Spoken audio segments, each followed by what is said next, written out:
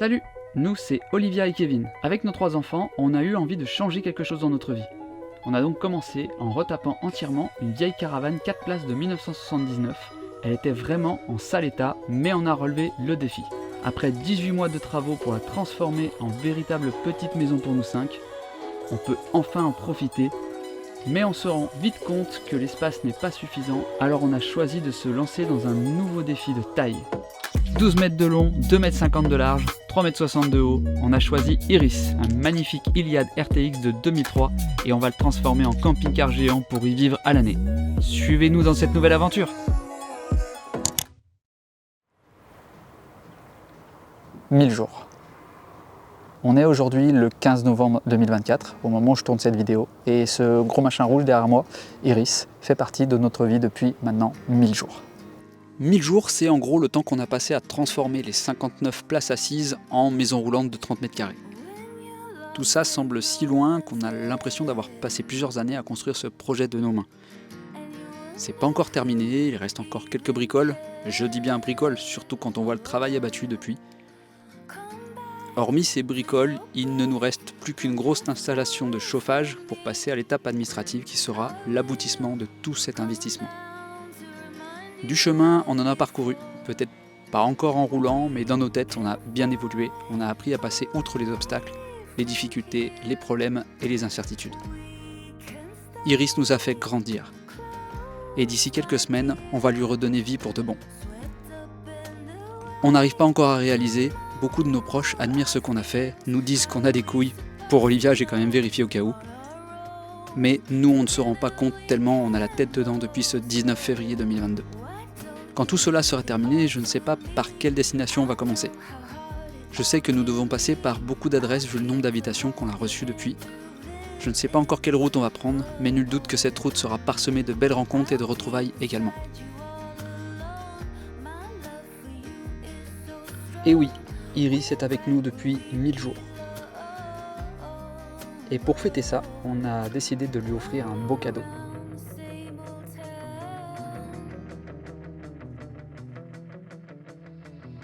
Petit retour en arrière pour vous expliquer.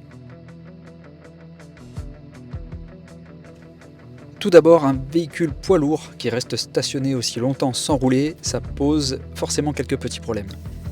Et parmi eux, la rouille et les pneus qui se déforment.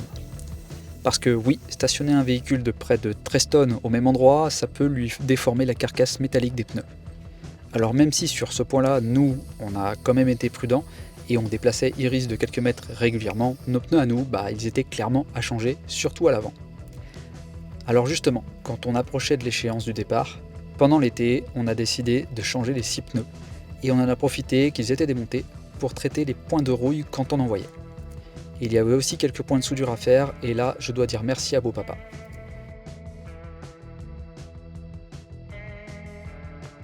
Une fois les pneus changés, on s'est enfin attaqué à un chantier qui demandait qu'on s'y penche sérieusement. Les parties abîmées par la rouille. Et c'est quand on a commencé à nettoyer et à gratter, on a vu qu'il y avait une fuite sur un des 3 radiateurs. Donc pour ceux qui ont suivi sur Instagram, en fait on avait tout simplement une fuite sur notre radiateur. Bon, je vais vous montrer un petit peu en détail ce qui a été fait. Donc on a voulu justement déceler cette fameuse fuite qu'on avait sur le radiateur. La fuite avait lieu à cause de la petite patte de fixation qu'on voit juste ici. Voilà, avec les vibrations on pense, où il y a eu un choc. Cette patte, elle a cédé et du coup avec les vibrations en fait elle est venue percer le radiateur. Donc forcément il a fallu le démonter, et pour le démonter on a dû démonter toute la partie carrosserie qui était ici. Et on s'est rendu compte qu'elle était quand même bien pourrie. Voilà la gueule qu'elle avait, l'ancienne tôle avec le tube carré qui était ici.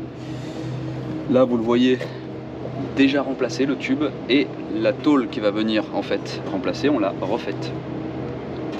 Elle va venir comme ceci. Il y a déjà les trous qui ont été refaits. Hop, hop. Et il n'y a plus qu'à souder. Bon, en fait vous arrivez un peu après les travaux. Pourquoi? Parce que j'ai pas forcément tout filmé, mais je vais vous donner un petit peu les explications du pourquoi, du comment, quelles décisions on a prises, voilà. Donc on a commencé par le démontage en règle du radiateur qui fuyait et des parties de carrosserie abîmées. On a rapidement passé commande d'un radiateur tout neuf pour la modique somme de 480 € TTC, qu'on a aussitôt remonté en lieu et place de l'ancien, pour nous permettre de remplacer ensuite toutes les parties abîmées une par une. Donc on a tout enlevé, on a ouvert la tôle en deux, hop, on a déjà notre tube qui va venir ici, qui est préparé. Donc la soudure, elle va être faite bientôt. On a déjà notre tube qu'on a décidé de faire en une seule pièce, sans fermeture ici. Pourquoi? Parce que on s'est dit que s'il y avait de l'humidité ou quoi que ce soit qui rentrait, elle n'allait pas stagner là et rouiller notre tube. Et ici on a la clim, normalement d'origine, donc moi je l'avais enlevé, hein, bien sûr, on ne l'a pas gardé. Ici c'était tout moisi, tout pourri, le tube était entièrement moisi et en fait, plutôt que de le remplacer, les carrossiers dans le temps hein, ont décidé de le remplir de choucroute. Voilà, j'ai gardé ça en souvenir. Donc l'ancien tube ici était entièrement rempli de ça. Donc voilà, on a décidé de tout changer, tout remplacer. Voilà, le tube là, il est prêt à recevoir tous les éléments qui vont venir ici. Donc ça, c'est la fixation de la porte. Là, ici, on avait une autre fixation, mais je l'ai décidé de la supprimer parce qu'elle servait à rien. Ici, on a la fixation de notre barre, hop, qui vient là. Donc ça, je vous montrerai le montage à blanc tout à l'heure. Et ça, c'est la deuxième fixation de la porte. Voilà. Et là, il va me rester des trous à faire pour le demi-pare-choc qui va venir ici. Donc ça représente un peu de boulot, ça peut faire peur. Mais déjà, d'une, c'était essentiel. Et non, ça se fait. Ça se fait dans le sens où c'est pas structurel. Si c'était structurel, on n'aurait pas le droit d'y toucher. Là, c'est pas structurel, donc on peut tout à fait le faire. Ça se refait. Sauf que ça se refait mieux que ce que ça a été fait. On s'est rendu compte que les carrossiers qui ont fait ça avant, en tout cas les personnes qui ont fait ça avant, c'est pas des carrossiers pour moi, ont fait du travail de merde, clairement. Hein. Vraiment du travail de merde. Et ce qui fait qu'aujourd'hui, on est obligé de tout reprendre quelques années après. Donc on va essayer de faire quelque chose qui soit plus durable dans le temps, on va essayer de faire quelque chose de plus propre. Et pour ça, j'ai fait appel à un professionnel. Bon, voilà, comme promis, le renfort est là. Enfin, le renfort, c'est même pas le renfort, c'est lui qui fait tout quasiment. C'est moi qui fais renfort. Donc Bertrand, pour ceux qui ne le connaissent pas, qui viennent de débarquer sur la chaîne, le propriétaire de Patapon. Et pour ceux qui ne connaissent toujours pas Patapon, qui viennent tout juste d'arriver, je vais vous mettre une petite photo là, juste là, ici, là, regardez, hop, il est là, tac, voilà. Donc Patapon, c'est un fourgon qui a été acheté par Christelle et Bertrand, mes beaux-parents, qui a été entièrement refait. Pour ceux qui ne sont pas encore au courant, encore une fois, qui viennent juste de débarquer, je mettrai le lien là. Le lien de la vidéo juste là, de présentation de ce petit fourgon. Bref, voilà, maintenant que j'ai fait les présentations, on va se mettre à bosser. Ouais. Voilà. On va y aller. Donc aujourd'hui, le but c'est quoi? C'est soudure. Soudure. Donc on reprend de là où on s'était arrêté. Parce que le petit bout de vidéo que vous venez de voir, c'était il y a quelques jours. Donc je ne sais plus trop ce que j'ai dit en fait, comme d'hab. Hop, je vais mettre un peu plus de lumière. Tac. Qu'est-ce qu'il nous reste à faire? J'en étais où? Je ne sais plus où c'est que j'en étais, donc ça se trouve, je risque de me répéter. Le radiateur. Hop, j'arrive pas à enlever ma tôle. Le radiateur est remonté, donc Iris redémarre, ça, il n'y a pas de souci. Tac. Donc aujourd'hui, ça va être soudure ici, enfin, en fait, le tube complet qui a été remplacé, il va être soudé, la tôle là-bas, le tube là, en fait, ça va être remplacement de tout ce qui a été enlevé, qui était pourri. Voilà. Donc là, il n'y a plus rien de pourri. Enfin, sur cette partie-là. Hein. Sinon, il y a encore des trucs pourris dessous. On y reviendra plus tard. Mais ce qui est structurel, enfin non, c'est pas structurel, mais ce qui est le plus important et ce qui était vraiment en miettes, c'était cette partie-là. Il va rester un petit bout à l'avant et la marche d'escalier. Ça, je vous montrerai aussi. Bon, voilà. Allez, parti, soudure.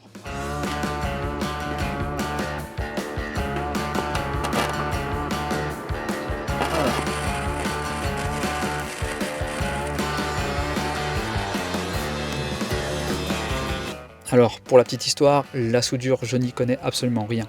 Alors j'ai fait confiance à Bertrand pour l'assemblage, je n'étais là que pour la découpe et la préparation des pièces.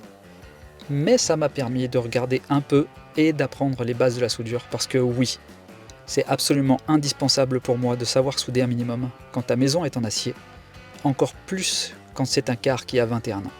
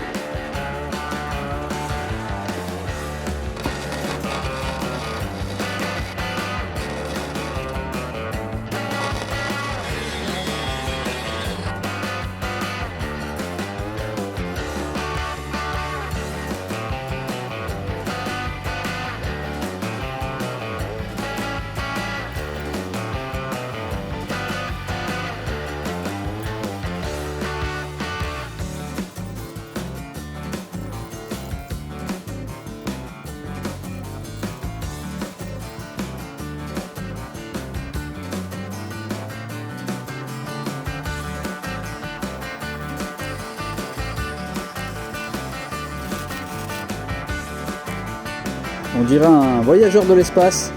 C'est vrai. Toi? Ah. On est resté assez tard sur cette partie, mais il fallait absolument avancer.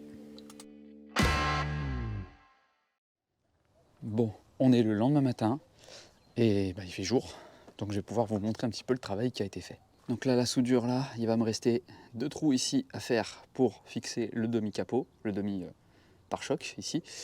Là, la soudure tout le long a été faite donc avec des cordons. Moi, après, je vais faire comme l'origine, c'est-à-dire mettre un joint tout le long. Là, derrière, j'ai balancé de l'anti-rouille. Je vais sûrement mettre un truc anti-gravillon dessous, dans cette partie-là, pour pas que l'eau s'infiltre par en dessous.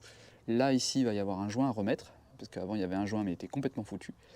Donc voilà, toute la partie-là est remplacée. Les trous sont faits pour revenir mettre la barre de fixation, etc. Ici, il va rester pas grand-chose à faire. Donc là, reboucher le trou ici. Là, il y a un petit trou. Là, je vais pouvoir virer tout ça, virer toute cette merde, là, tout ça, ce qui sert à rien. Là, il va falloir refixer, hop, ce petit truc-là, là, la petite pièce, là, il faut que je refasse 2 trous et que je le remette là, pour pouvoir remettre la grosse joudelle qui vient ici.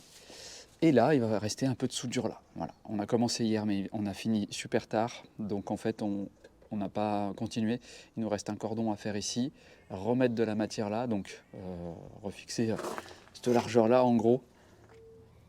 Voilà, recouper une grande bande qui vient là, hop, on ressoude. Pour bien tout refermer, hop, là c'est pareil, tout refermer ici, remettre la tôle comme il faut. Bon voilà, on a bien bossé hier. Bertrand a fait du boulot vraiment super quoi. Du super bon taf. Il va nous rester un peu plus tard, bon ça ce sera quand on devra passer le contrôle technique. Il va nous rester, je vous ai déjà montré au niveau de la roue avant, gauche, juste ici là on le voit. Voilà.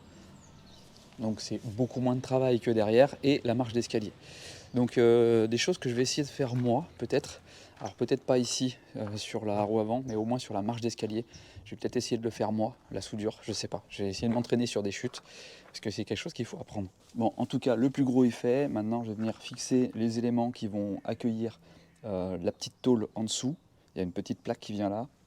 Je l'ai démontée, elle est de l'autre côté. Il faut que je la nettoie avant. Et sur cette petite plaque, on a le gros capot qui vient se fixer avec les fermetures là. Donc là, c'est vraiment de l'adaptation. On a des grosses lumières, donc des trous oblongs. Donc en fait, il y a un réglage possible, que ce soit horizontal et vertical. Donc en fait, la position du tube, même si on ne l'a pas mis au même endroit exact, au millimètre près, c'est pas très grave parce qu'on a un peu de jeu. Donc voilà. Bon voilà, après 3 semaines de congé, on est dimanche soir, il est bientôt 19h et je suis encore en train de bosser. Il n'y a pas d'heure pour ça, il n'y a pas d'heure, surtout pour ce qu'on veut faire. Bref, ça y est, la grille là est remontée, j'ai réussi à tout remonter. Toutes les pièces en fait, ça semble bien. Il y a un petit réglage au niveau de la carrosserie à faire, donc juste ici, là ça touche, c'est en contact. Et là j'ai 7 mm à peu près. Donc en fait ça demanderait à venir soit un peu par là-bas de en bas, ou soit de remonter un peu. Voilà, je vais voir, c'est du réglage. C'est réglable, la carrosserie c'est réglable. Là, je suis en train d'être aveuglé par l'halogène. Il me reste juste cette grille là à mettre en place. Voilà.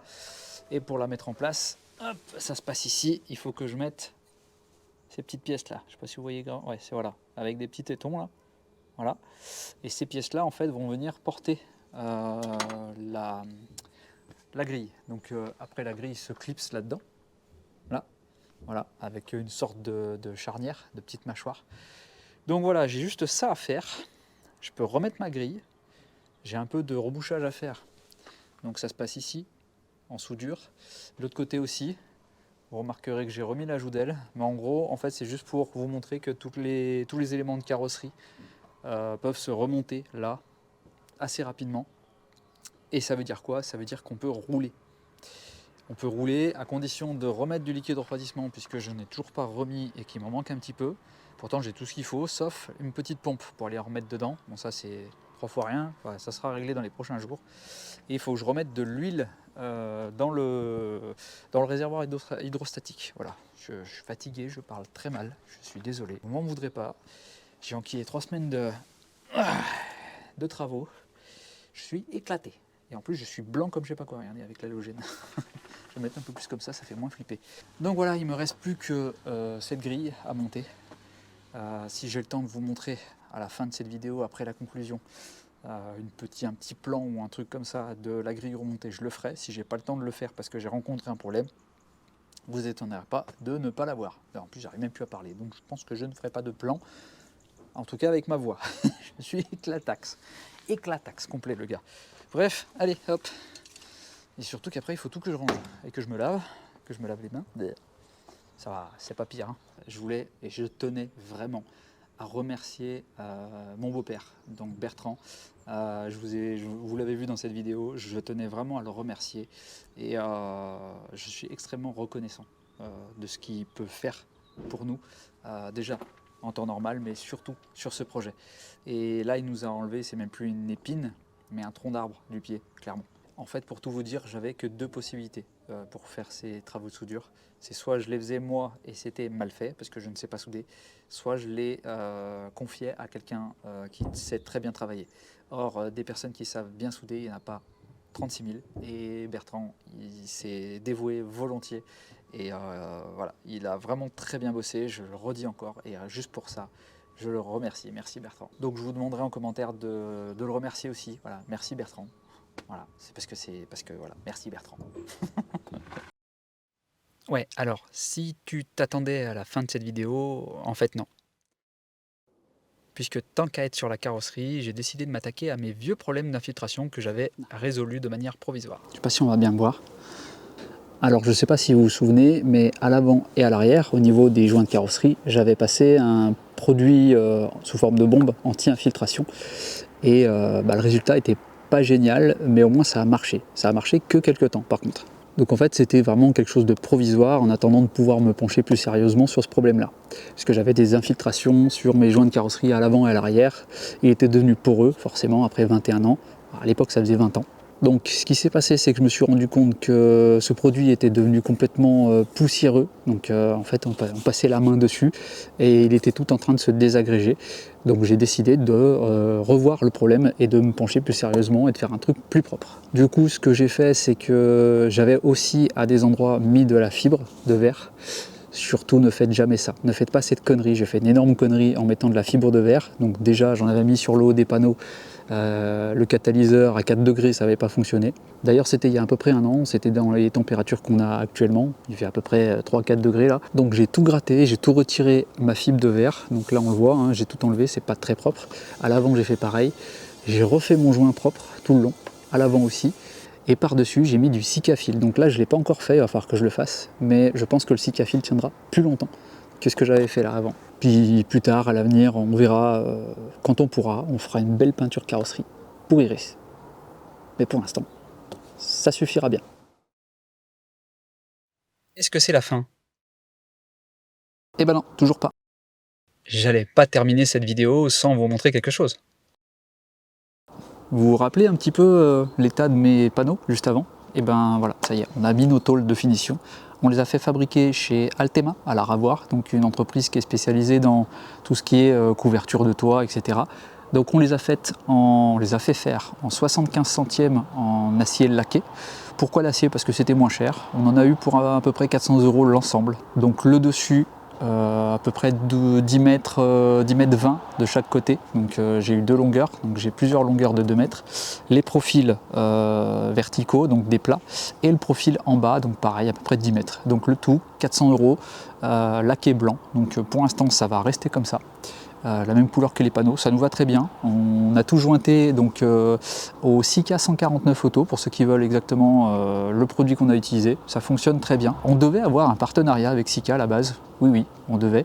Sauf qu'ils ont été un peu trop lents en fait, pas assez réactifs à nous envoyer le produit. Pour le tester, à la base c'était en fait une vidéo test. Vous ne deviez même pas la voir sur YouTube, en fait c'était même pas vraiment un partenariat, c'est avec Skippers. On devait faire une vidéo sur le produit et en échange ils nous filaient autant de bonbonnes qu'on voulait. Sauf qu'ils ont trop traîné, on n'a pas eu de réponse avant 3 semaines et il fallait absolument qu'on se dépêche puisque la colle à une certaine température elle fait plus trop effet. Donc on s'est débrouillé, on a été les acheter et on a tout fait nous-mêmes. Voilà, c'est pas plus mal. Et maintenant, ça a de la gueule. Bon, il reste encore un petit peu de résine ici, ça faudra que je le gratte à l'occasion quand on fera la peinture carrosserie. Donc voilà pour cette vidéo, on arrive à la fin. J'essaye de rattraper un petit peu le retard de ce qui a été fait pendant l'été et au début de l'automne. Là, petit à petit, je rattrape. Donc vous allez avoir d'autres vidéos encore sur ce qui a été fait avant. Et donc cette vidéo en fait partie. La prochaine vidéo, ça sera certainement sur le mobilier intérieur que vous n'avez pas encore vu. Et petit à petit, j'essaye de rattraper et de vous proposer un petit peu tout ce qui a été fait en travaux jusqu'à l'homologation qui devrait pas tarder à arriver. Au moment où je tourne cette vidéo, c'est toujours pas le cas, mais on n'est pas loin. Allez, je vous le dis, on est à peu près à 15 jours du dépôt de dossier, à peu près. Donc pour nous, il est temps de se quitter. On se donne rendez-vous dans une prochaine vidéo et en attendant, à plus tard dans le car.